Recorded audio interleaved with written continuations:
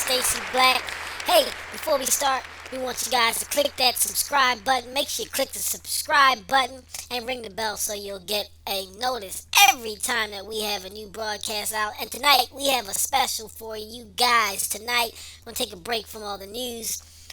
Just to give you guys a time to laugh, I've brought my friend in. He's come all the way in to join us on stage tonight. You guys put your hands together. And first, before you do that, just do me a favor. Click the bell. Subscribe right here. Click that subscribe button. Subscribe and click the bell. Leave your comments. But I got my man all the way. He came in, flew in from the ATL. It's Kev Hart. Welcome Kev Hart to the stage. Come on, put your hands together. And let's bring him on. Kev, we love you. Let's do it. This is a story about when I got fired as a lifeguard. I was 17 years old and I got a job as a lifeguard, which is a good job. You got a lifeguard job, it's the best shit in the world because that was good money. I got a job at Belfield Recreation Pool. This is in Philadelphia, PA. Now, this pool wasn't one of the best pools. This pool was in the middle of the hood. As a lifeguard, the worst job is the pool in the hood. You don't want that. When they're pulling all the names out the hat, the last thing you want is to be attached to that fucking hat. And they tell me I'm at Belfield, and I'm like, okay, cool. I show up, and when I tell you, man, it was a shit show. It was a shit show. Kids running on the side, people diving, jumping for whatever the fuck they wanted, throwing people in the water that were fully dressed, dunking strangers. You walk by the pool, they fucking do some, they go grab that person, throw that person in the pool. The lifeguard job is to stop all that.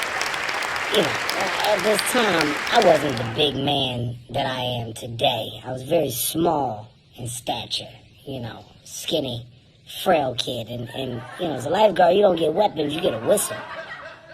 You get a fucking whistle. And that whistle worked at first. People stop when they hear that whistle, man. And as the new kid there, I'm trying to really put some rules and order into this facility. So, I see people running, I blow the whistle. Hey! Stop running. You can't run. I got my first shut the fuck up. The first one catches you off guard. Cause I'm the lifeguard. You see what he say. It say lifeguard. I got the fucking Red Cross on my back. I said stop running. Shut the fuck up. Alright. Yeah, alright.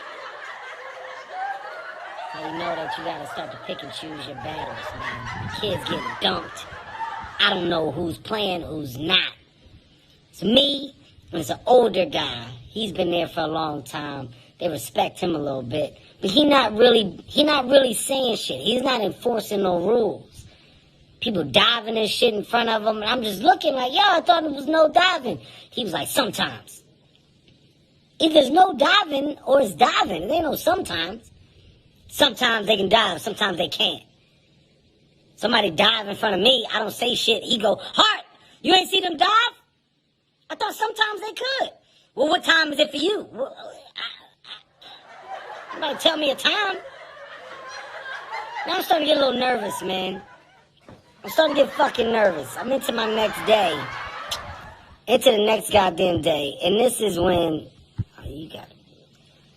I'm into my next day, and this is like day 4. And now they dunking kids. Boom, boom, kids coming up, they can't breathe. Kids coming up, they can't breathe. I go in the water. Fuck it, stop. Dive in the water, grab the kid. Yo, y'all gotta stop. Leave him alone, stop. The kid goes, what you doing? We playing. This is the kid that was getting dunked. I thought I saved him. We was playing, man. Why you getting all crazy? Why you gotta be the crazy lifeguard? I didn't know y'all was playing. I thought you was drowning. Oh, I'm sorry for trying to fucking help you, little boy. Now I'm pissed. I'm fucking pissed. I'm not saying shit no more. Right in front of me, they playing around. This little boy Little boy looked like he was, he don't look like he drowning, but he looked like he's struggling. But last time I jumped in, they was playing. So I'm like, all right, well, I ain't gonna say shit because everybody get mad at me when I'm trying to do my job. The other lifeguard started to blow his whistle. Everybody out the pool, out the pool. Everybody get out the pool, except that boy right in front of me. He's still doing that thing. It looked like he's struggling for air, but he could be playing. I don't know. Lifeguard jump in the water, dive all the way across, grab him from my side, pull him out the water, fucking start pumping the boy's chest water. Bleh, bleh. Come out the boy's mouth. Hart, what the fuck were you doing? He was drowning right in front of you. I thought he was playing. What? Last time I tried to save that boy, they fucking told me that they were playing. So now I assumed that he was playing. He's fucking drowning, Hart.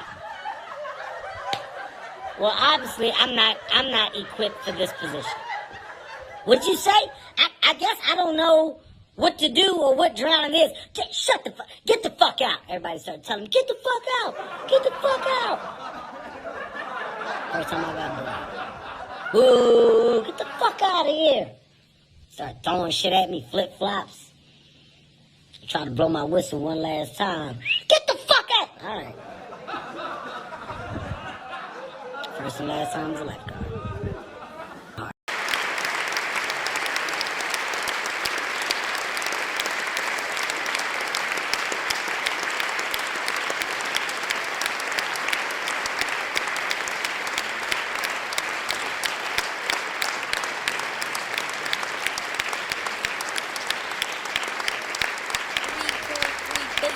In sales, top 3 comedy shows ever produced. The king of comedy. He's a family man. He's a businessman. We just want to stand on our feet and give a big warm welcome for Mr. Kev Hart. Yeah, dig it. Let's go. Hello. Yeah. Thank you, sir. Thank you. Not the 3 biggest specials of all time. Eddie Murphy is definitely number 1. I have 3 of my specials in the list. You didn't do it, but I just don't want that to get out there. And they're like, he lying. He lying. No. I'm excited to be here, man. It's great to have you here, Kev. We're not going to waste any time. I'm sure a lot of people have a lot of interest in your career and your life. So I just want to ask a few questions. We're going to start with the book that you wrote. And in the book you wrote, you mentioned how you went from a shoe salesman, and many people don't know this. You went from a shoe salesman to the comedy stage. And the question I have is, how did you make that transition? How was that transition for you from number 1 shoe salesman to multi-million-dollar comic personality? Well, it was a long one, because in the beginning of the transition from sneaker salesman to comedian, it was me finding out about a world that I heard about, but I never knew how to get to. And when the advice of other coworkers leaded me to the direction of a comedy club, I fell in love. I fell in love with the amateur nights. I fell in love with the spotlight. I fell in love with hearing laughter from thoughts that I would conjure up, on a late night and just throw down on some paper. And after winning, set amount of amateur nights, I was like, you know what, this is it. This is what I want to do. I found my calling. I want to be a comedian. I don't want to do anything else. And I threw all eggs in that basket because I didn't want another option. I wanted to have to make this work and not be able to fall back on something else. And in doing that, you run into the trials and tribulations of growth in comedy. And what I realized is that for a while I was being a version of myself. I was being a character. I wasn't being Kevin Hart. When you say Little Kev the Bastard, that was my stage name back then. It was something that I created in my head that I thought would make people laugh. So I had to understand and realize that people weren't walking away from my shows knowing who I was. They had no understanding for the talent that they came to see. They couldn't tell you about my life, if I had parents, if I had kids, if I was in a relationship, where I was from. They couldn't tell you anything because I was just a person that was talking. So I understood that you need a definition within your performance. People should be able to understand and define who you are based on what you give. And that was the journey for me. It was giving enough for people to walk away and go, I like that guy. He's a real guy. I relate and understand that guy. And when I got to that space is when comedy opened up and became so much bigger and so much easier. Not as if it's an easy craft, because it's not. It became easier for me because the stories that I was pulling from were life experiences instead of falsified moments that I was trying to create. Once I just dug into my life, I was like, the sky is the limit because there's so much that I can talk about. Yeah, so tell us a little bit about some of your mentors coming up. To Ray and Mr. Robinson. Tell us about the nicknames and how they actually helped you in your career. He was really a guy that just helped me start. Keith Robinson acted as more of a mentor. And that was the guy who gave me like the first piece of reality in a conversation when I got off stage. What he used to call That's you? right, stupid. He used to call me stupid. He was older, he would call me little dummy and stupid. And the reason why, I was in love with laughs. And you gotta understand that sometimes laughter, it doesn't mean anything. Sometimes the laughter, it can give you the perception that what you're doing is right and great because you are getting an abundance of laughs. And that's what I was getting. You know, I was going on stage. You ever see a black guy fall and then look at a white guy fall? You see the difference in that? And people would laugh, oh, and I would do the impression. And I would say, how come people eat peanuts like this? And some people eat it like that. And those were the jokes. And people would laugh, but I wasn't saying shit. I wasn't talking about anything. He was the first one when I got on stage. He was like, stupid, nobody knows who you are. And I was like, what are you talking about? I was just killed. And he said, stand by the door and watch how many people walk by you on the way out. That's how he talks. And I did. I stood by the door, and not a soul said anything to me on the way out because I was a blur within the funny of the night. They saw so many comedians. I was just another blur. He said, not one handshake, not one pat on the back, not one, I love what you said. He said, because nobody knows you, stupid. If you want to know comedy, come with me and I'll show you what real comedy was. And this is like my second time meeting this guy when he was talking to me like this, which was really insane. I don't know why I was letting it happen, but there was something about what he was saying that just sunk in that made sense. And I allowed it to really sink in. And this is a guy that out of nowhere, I just decided to follow to New York. I said, okay, I'll go with you. And that one day to New York turned into years of back and forth between he and I, and my development into becoming a comedian and me understanding the definition of a comedian.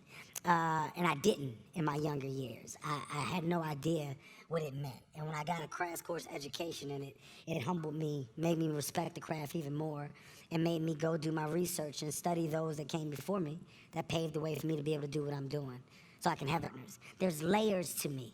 So understand there's layers to my business as well. So just keep that in mind. You guys have heard a lot. You've heard a lot of passion. You've heard a lot of authenticity. And I don't bullshit. What I say is real, okay? So I'm leaving, but guys, I wouldn't be happy if I didn't leave here and gain great relationships from this. I'm here for a reason. And I'm here because I'm not only a fan of the event, I'm a fan of what you guys do, and I know the value in a relationship with you. So I'm hoping that we can figure out business, and I'm hoping that we can figure out ways to make each other great, because that's what I'm here for, and that's what I'm adamant about. So please take advantage of me. Please. Okay? Thank you. Okay? Thank you so much, man. Everybody put your hands together for Mr. Kev Hart. Let's go, y'all. Come on, make sure y'all subscribe, and we see y'all next time right here on Keep Your Eyes